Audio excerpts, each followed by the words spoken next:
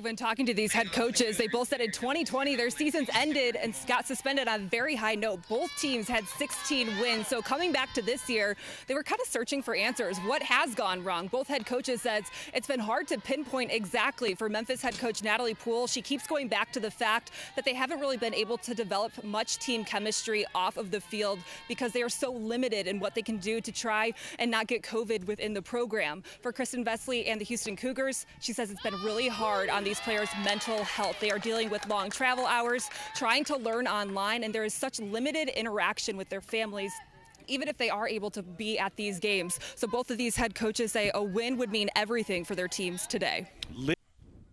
Yeah, she's battling a shoulder injury, so she does not actually practice much during the week.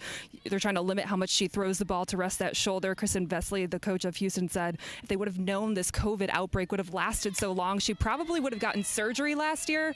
But she says that Bethany Bush has definitely learned more of the mental toughness side of the game, battling through it. Well, she hung in right there, fouled a good pitch. You can see them cheering, having fun. That is something Natalie Poole has stressed this season. She wants to keep it light because it's been so heavy in so many other areas. So you'll see them dancing, cheering throughout the entire game. Does it matter that the schedule got switched around? You now have 2 doubleheaders, and she said, no, this team is so used to it because there has been so many scheduling changes that at this point they can take whatever comes at them. It is a disadvantage, though, for her. She was talking to me before the game, and she said she didn't know if she had gotten it or not. So when she heard the announcement, she was thrilled. She said she was worried that when the season was suspended last year, she wouldn't be able to hit that mark, 79 stolen bases, holding the school record. She said she wanted to cry. It was one thing she wanted to check off her list.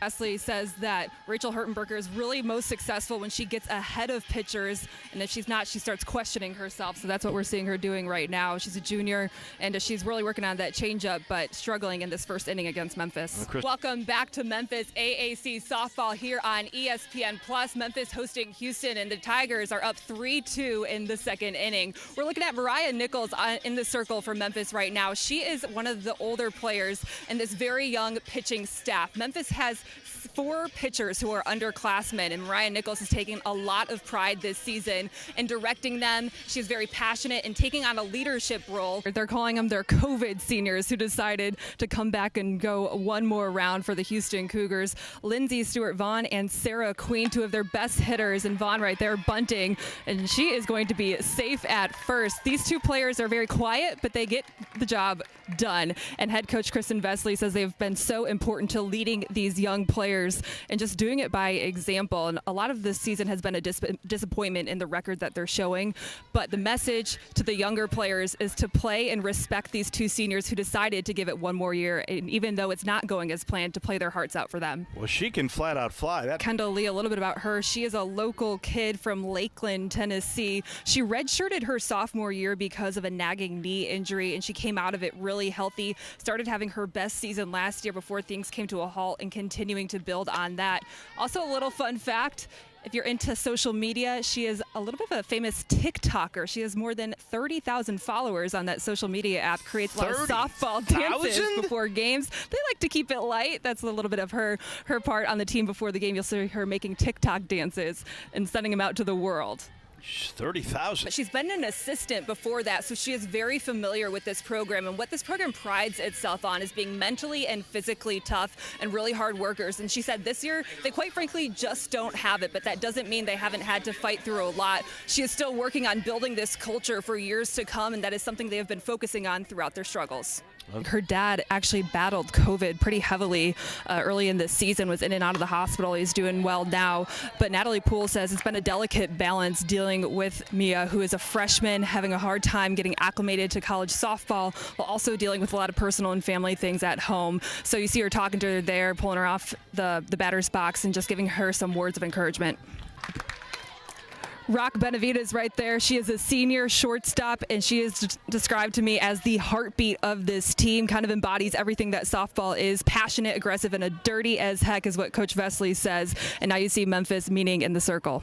So welcome back to Memphis, where Houston just had a 5-run inning to take a 7-3 lead over the Memphis Tigers. Now with Memphis back up at bat, Natalie Poole wants her players to know that they need to thrive in pressure moments. They took UCA, a very very strong team earlier in this week to extra innings, and she wants them to know that they can come up in these big moments. They can come back from behind. It is a learning experience, and she just wants a player to take command at the plate. Well, Dave, we were looking out for Katie Ray Brown and her ability to throw base runners out. That one gets away from her.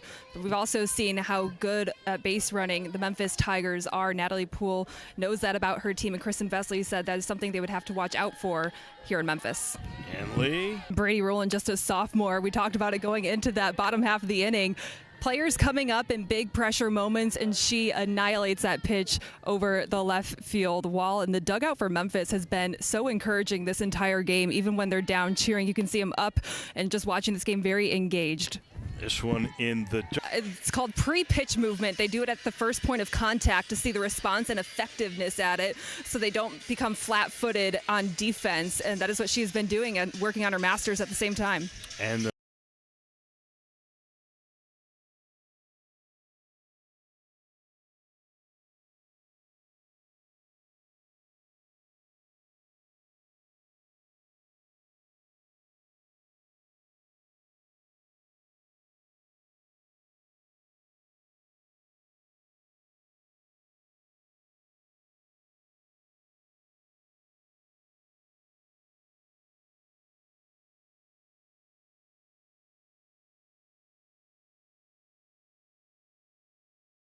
She was talking to me before the game, and she said she didn't know if she had gotten it or not. So when she heard the announcement, she was thrilled. She said she was worried that when the season was suspended last year, she wouldn't be able to hit that mark, 79 stolen bases, holding the school record. She said she wanted to cry. It was one thing she wanted to check off her list.